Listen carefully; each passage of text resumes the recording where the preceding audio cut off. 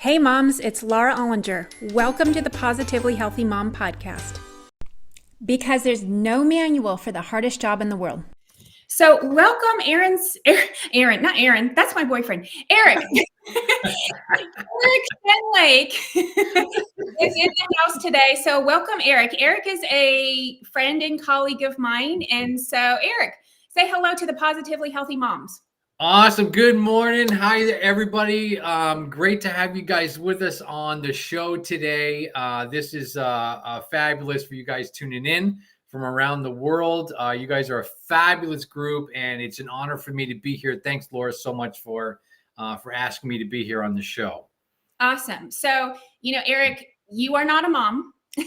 And so you're going to have to earn your street cred here with the moms. Yeah, I think so. Yeah. Right. But I brought Eric in today because he is an expert in teenagers, parents, and family relationships. So I've got a comment that says he could try. Yes. The mother of all mothers right here, people. Don't kid yourself. Yeah. Okay. You be you stay a dad, but you are certainly an expert in the family and teenager and parent relationship. So you'll have lots of expertise to bring to us today. Mm-hmm. So the first thing I thought we would kind of get into is, teenage stress and teenage emotions, because that tends to be one of the biggest sources of conflict within the relationship. Mm-hmm. And so what would be your first thought about talking about that topic? Wow, teenage emotions. I mean, really, teenagers are emotional. Teenagers got things happening, the blow-ups, the outbursts, if you will, the emotional triggers, things that are happening. Listen, if there's one thing that I've learned and my wife over the years is not to take things personally. Because when teenagers are having these meltdowns or emotional outbursts, even younger children, it tends to come from a different area. And what we've learned with our kids, our three kids, is to give them that safe place of which they can unload on us. Mm-hmm. And so they have that permission with us to go ahead and do that in a safe and constructive way. Right. And I think we've really learned how to navigate that when this emotion is coming out and things are happening, we don't take it personally. Because when we do, that's when we begin to have that tension, because now there's pushback on whatever this emotion is, instead of coming to the place of a curious understanding mm-hmm. of what is happening, why that emotion is showing up and showing out in that instance. Mm-hmm. Yeah, it seems like a lot of parents struggle with knowing how to give that space or provide the space. And realize that it is not a direct or personal attack. Even if it sounds like an attack, they might be saying like, you're terrible, blah, blah, blah, all those things. Even those words are not meant to be personal. That is a reflection of what's going on inside the teenager's inner world and the need for independence. And so I saw this cool thing on Instagram this morning that was from Dr. Lisa D'Amour. She's an awesome teenage psychologist. And she talked about the analogy of teenagers being in a swimming pool, and they're swimming around with their friends. They're having fun. They're having a good old time. But every once in a while, the play gets too rough. They start, swallowing water or getting under. And what they need to do is go to the side of the pool and grab on. And that's the analogy of the parents. Yeah. They need to catch their breath, slow down. And then as soon as they start to feel safe and comfortable again, they're ready to go back and go with their friends. Yeah. And so it can be almost like hurtful, because the parent suddenly feels, oh, they're close to me. They want to talk to me. They want to be with me. But then the second they start to feel better, all of a sudden they're gone again. And so that kind of, I don't think abandonment is the proper term, but just like kind of used and abused. Like they're in and they're out. Like, well, hey, what happened? Yeah. I thought we were just having a great, moment here. And then all of a sudden, next minute you're gone. And so that can be another part of it. But I thought it would be fun today to do a conversation of just the very basics of, one of your specialties is thoughts, feelings, emotions, behaviors, results. So why don't you walk us through? I mean, it's not your thing, but it's a thing, and that's something that you specialize in, kind of explaining and teaching. Sure. Can you give us your lesson on that today? Yeah, absolutely. So, again, this is going to come back to that immediate awareness. And this is something that I have built up over time, right? Mm-hmm. Because I could tell you, I wasn't always in this space of understanding of why and where these emotions are coming from. And so I would push back because, listen, I'm the parent. You can't talk to me this way. You can't do this way. You can't say this. You can't do this. And I've learned over the years, right, to really pull apart that emotional tension and focus in this middle area. That is the critical area. That is the pause. Mm-hmm. And when I've learned to pause myself and now come into this situation and say, okay, what's going on? It's not about me. That emotional overload is not about me. It's about them and their day. So let me give you an example. When the kids are at school all day, they are giving emotionally, which is really, really tough sometimes because kids at school, they're so worried and so concerned about how they look, how they dress, what they say, who they're hanging out with. And God forbid they do one little thing that's going to get posted on social media or going to have them get made fun of. And so they're walking on eggshells and they don't have a chance to relax. Right. Right. And so then they come home and, hey, how was your day? Right. The first thing that typically comes out of parents' mouth. Yeah. Right. And then boom, here comes this verbal explosion. Mm-hmm. Or they walk in the house and there was a time where we should say, okay, here's some chores to do this afternoon. Chores? Oh, are you kidding me? Boom. And then an explosion there. So what I've learned over the years, and parents, I'm going to really encourage you guys to do this, is when your kids come back into the home or into the car or they're leaving, allow them that space to just kind of decompress for a while. Totally. Right. It's typically that we say, how was your day? How was your classes? How was the teachers? How are your grades? And we start pumping them through all the questions of which they don't want to answer at this given point in time. Right. And I know I made that mistake going online. Oh my gosh, what do all these zeros mean? Well, it just means the teacher hasn't inputted the grades yet. So the assignments are done. They're just not inputted yet. And so when you start going into those questions, they will take it as an attack on their character. Excuse me, an attack on their character rather than me coming from that place of support. Yeah. And so in that questioning, maybe you could come up with something like, gosh, today's a beautiful day. Wasn't it a beautiful day today? Gosh, the sun feels so good. Were you able to enjoy the sun at all today and be outside? You eat lunch outside? And, oh my gosh, what an amazing day. Oh, I had this great thing that happened to me today. What great thing happened to you today? And change that focus of questioning to not be in the generalization of, really looking at, the normal questions that we ask as parents, but really just exploring a different space of curiosity. Right. And there's just so many other ways they could take that as well. It's kind of annoying, right, to get asked the same questions every day. Every day. Right. It's like if you were, and I know from my own experience, every day I'm busy, I'm stressful, I'm running around, blah, blah, blah, I'm doing a million things. And if somebody starts like at the end of the day when I'm tired and I'm worn out and I just want to recharge or relax, I don't want to be asked all those questions. So to just have some sensitivity about like what they've experienced for their day. And then B, the other opportunity is parents get frustrated when they do get the short answers, like fine, good, blah, blah, blah, right? And so then that creates more tension, because then the parent is digging more and more and more and more, and it just becomes harassing and annoying. And then they go to their room and they slam the door, and then the Yep. parent's like, what happened? What did I do? It's like, maybe they just need a break. They just need a chill Absolutely. time, right? But I love the way you phrase your questions, because they sound so much less like an interrogation also, because they just kind of shift the mood, right? And then it leaves the teenager free to answer however they want. You say it's a beautiful day. How was your day? Or do you think it was a beautiful day? They can say, yeah, nope. They can disagree with you. They can say, no, it was cloudy. But just let them say whatever they want to say, right? Yep. And just kind of give them that freedom and space, and then don't take whatever that response is. You just don't take it personally.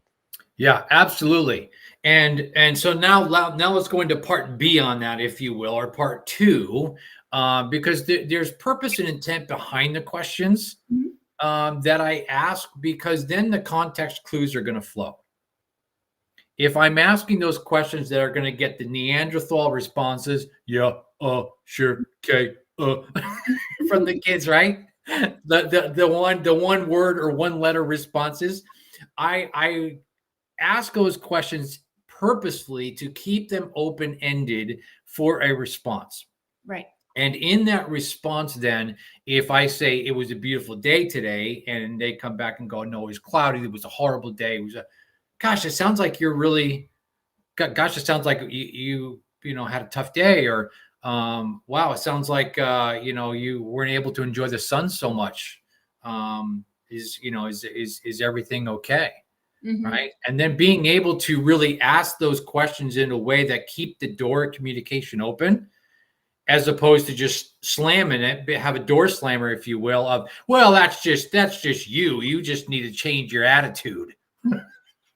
You just need to think positively. Okay. Yeah. Sweetie, just think positively and the whole world will be great. No, it doesn't work like that. Moms don't talk like that. Terrible impersonation. Come on, get it right. Get it right. Honestly, that is the most frustrating thing that I've learned over the years to say to my kids. Oh, well, if you just think positively, everything's going to be fine. Right. No, it's not. It's not in that world. Yeah. With teens and tweens and teens, if you will. So getting them to really open up about that. And then asking some leading questions, some curious questions. Well, if they're saying, well, it was a horrible day. Well, how does that make you feel?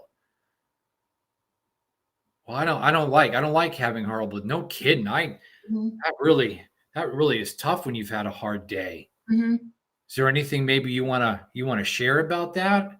No.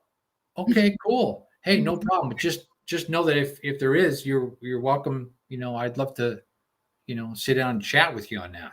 So again, still keeping that door of communication open, but giving them that space to shift. Right. And then I will always intentionally go back maybe later that day and just say, hey, is there anything you wanted to talk about from before? Because it sounded like maybe you were upset coming out of school today, or is everything cool? Nah, everything's cool. I talked to my friend, worked it out. So now that tells me what? They had something happen at school today of which they worked out, and they didn't need me for that. And that's fine. That's fabulous. Because they're gaining that independence. They're gaining those social skills. They're gaining the ability to work through those situations. And knowing that they have somebody there for support sometimes is all they need. And so learning those valuable life skills on how to navigate through that really is beautiful. Right. Yeah. And we have that impulse as parents to fix things. Yep. So, that's why we want to dig and say, what's going on? What happened? What are you going to do about it? Right. It's like, you give them that space and then allow them to resolve it on their own. But I wanted to add a little bit more kind of depth to that part about really listening and validating, which is, you said, I had a rough day. And then, you say, how do you feel about that? And a lot of times teenagers can't name the emotion. Yep. So they might say, well, it sucked. And it's like, that's not really truly a feeling word. It's a descriptive word of how they're feeling. Yep. And so what would be helpful for the parent is to then to give them that language and to validate that feeling. And so you might say, wow, you must have had a really stressful or frustrating day, whatever it is that you're sensing, or you must have felt really aggravated by that teacher, or you must have felt really annoyed by your friends who were doing that, right? And give them those feeling words, because then they can, they say you have to feel it to heal it, or you have to name it to tame it. And so in order to then name that emotion or help them, and because then if you're wrong, they can say, no, I wasn't frustrated. I was angry, right? Like then they can correct you, but kind of like give a little, rough draft on what you think it is. And then that's validating to them. And then chances are you're probably right. You hit the nail right on the head. And that immediately just like calms that feeling, right? It's like, yes, that's how I feel. Right? There's nothing more frustrating in this world when then you're trying to explain something to somebody and they just don't get it. They don't understand. And you're like, oh my gosh. And so that's why, that parent-team relationship also has conflict, right? Because the parents don't get it. So to kind of help them with that, use those validating words, use the feeling words, and just to really empathize. And the thing is, you don't even have to agree, right? Like maybe you have great respect for their English teacher, but they think their English teacher sucks. So you say, I can understand how you would feel frustrated with your English teacher because they changed the due date of your assignment. I can understand that, right? Instead of saying, well, your teacher is right about that, like don't take to the teacher's side. Take the kid's side, right? Yeah. Absolutely. And the kids are great. They'll tell you if you're on the right track or not, and they have no problem telling you that, which actually is a good thing, right? So moms, if you have your children that are frustrated and they're like, no, mom, oh my gosh, right? Because I don't know if you have teenagers that sound like that, because I sure do. And so now they're feeling that frustration, and I know I'm not on the right track. So that is a message that I receive that I take as, oh, thank God, now I know a direction to go from that, rather than like, don't use that tone with me. Remember that emotional part of that. It's not about me. It's not about me. It's about them. And allowing them that space and place of safety to really begin expressing that. And I love that we went into that the part about, well, is it like this? Is it like this or more like this? Giving them that options to decide. Is it because there was something with your teachers, or was it something with some kids at school? That school is tough at this age. I don't know how you're even able to do it. Like, this is oh my gosh, fifth grade is, wow, that's tough. First of all, congratulations on making it through another day, because that could be really tough sometimes at school, right? So just having those honest, open conversations, whether they continue or whether your kid puts it on hold for a while, don't take offense to either way of that. I think the biggest shift that I made as a parent was moving out of that role of being that parent, if you will, in what the norm of the parenting is, and more into that coach, if you will, or support structure, or support person. And I know that sounds weird, like, yeah, I'm still going to be the parent. Absolutely. But it's more of getting them to make those decisions and supporting them in that, and giving ideas and giving suggestions along the way, and asking for permission to give that. Well, so okay, so this has happened with your teacher. Is this something that's happened before? Is this something new? Is this something that they typically you'll see in the classroom? Would you like some suggestions on how to, some things that maybe you could say or do in that situation, or do you feel like you got it handled? Well, I guess, yeah, okay. And that was actually where I was going to head with this conversation, is the coach approach to parenting. Yeah. So I do want to get into that, but before we do that, there was one other thing that, as you were talking, I always can use my own kids as an example, like you do as well. And Sure. Having all these conversations with the kids, it's funny because it depends on the kid's personality. And what I found is they all have their own, ways, times of day that they are ready to open up. So, for example, my oldest daughter, the second she gets in the car, she's right. She's ready to spill it. She just like all out. She's just like verbal vomit of every part of her day. So she's an easy one because I always know exactly what's happening. Or even she'll text me from school and say, "Oh my gosh, this happened or this happened." Right? I am very up to date on her. My second child, who's my oldest boy, he's the more closed off one. He's a little bit more difficult to reach. And so I find I have to work a little bit harder to like get the information or to figure out how I can support him. And then my next one is another boy. Here's what I found. It's when I'm doing the dishes in the evening, he suddenly just decides he's ready, and it's kind of like after dinner and I was cleaning up and he'll just stay at the table and he'll just start talking. It could be about sports. It could be about school. It could be about his friends.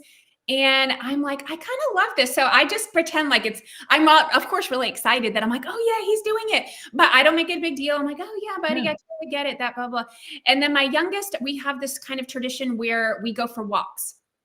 And December. So we walk at night and we get to see all the Christmas lights in the neighborhood. But that's her time. And she always says, "Oh, I feel so much better." And I love that because she kind of just like unloads on me, but she'll only really do it during that time. It's harder to get her to open up at other times of the day, but that's her time. So it's every kid has their own way of doing it. So what's been your experience as far as your kids or just other people's kids with that? Yeah, 100%, 100%. There's some of my kids will just open up, and then the other one, forget about it. You're lucky if you get a response with the letter K, that things are all right. And the time of day matters. Situations matter. Where are they coming from? Are they coming from school? Are they coming from a job, a part-time job? Are they coming from hanging out with their friends? Depending upon where your kids' ages are, even the younger ones, if there's, a group of kids that go hang out, there's so many dynamics that happen within that group of the kids hanging out at somebody's house, or they go to the mall, or whatever the case might be, that when they come back, how have they acted or reacted in those situations to, again, in those social settings. It's so much pressure on kids these days in the social settings. And you're looking at the time of day. I say all three of my kids are the same way. Some of them are completely non-functioning in the morning, and some of them are, the night owls. And they'll even say to me, "Dad, when you going to bed? Because we're just waking up into life. Dad, you go to bed? So we watch a movie? Are you doing this?" Yeah. And it's like, no, go do you, boo. Go, have your time. Do whatever you need to do. Right. This is your life. You manage yourself within the constructs of time in that 24-hour period. Taking care of what you need to. And what can I do to support them in their different times of when they're wanting to communicate, when they're not wanting to communicate? I know some of them come in from work and they don't want to say a word. They need that decompressed time. They need that time just to unwind for a little while. And I'll tell you what, moms, you guys know this too, right? Those of you that are working or volunteering or you're out and about, you come back to the home, there is that time of which you need your decompressed time. Yes. Right. And so part of what I do in my role is I go into schools all over the United States and I deliver professional development trainings for teachers in school and leadership and culture development within the school, within the classroom, the learning groups and things of that nature. And this is a topic that comes up quite often, of which we talk about that decompressed time. And I'm going to encourage you moms to find those times of which you need to step back and remove yourself from the family and have that alone time just for a little bit to decompress for yourselves. Totally. I've had some things over there. I know we're moving off of the kid thing, but this is really really important for you moms, is to have that time. I've worked with teachers of which they say, I'm going to come in the door, I'm going to say hi to everybody, and we have set the intention in the family that when mom comes in, nobody messes with mom for half an hour. Not, I need this, I'm starving, I need this, because you walk in the door and the first thing they say is what? What's for Dinner.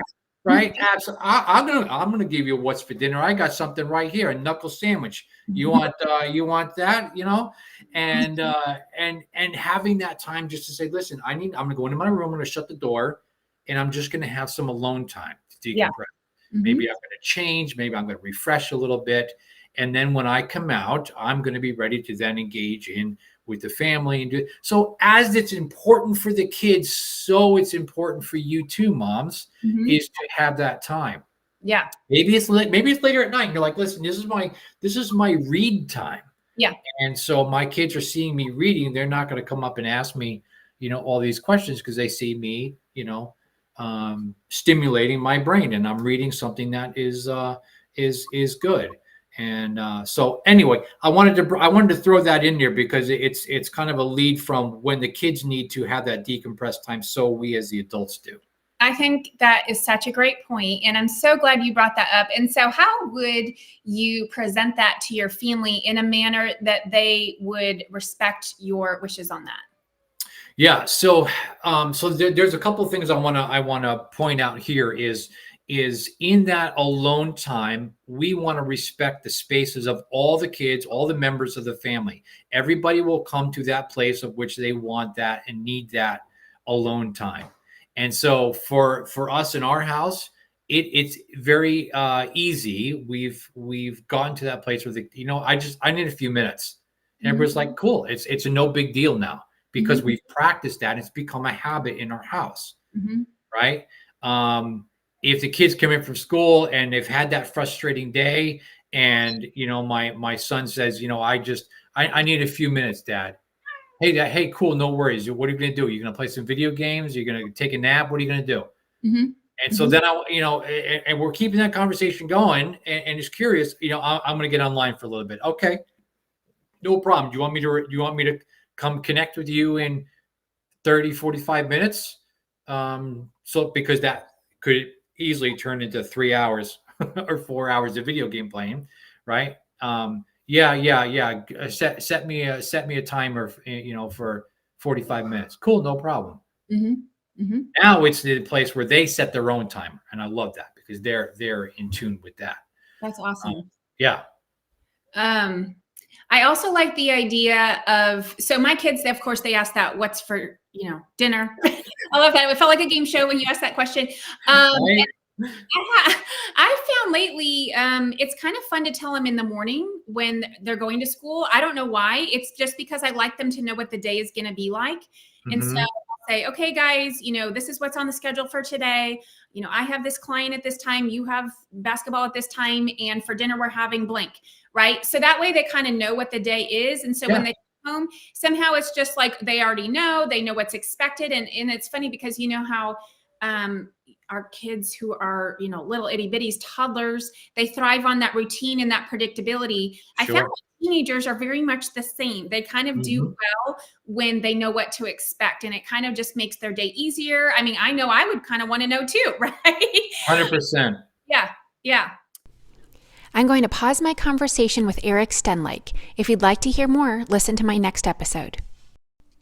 Thank you for listening to the Positively Healthy Mom podcast, because there's no manual for the hardest job in the world.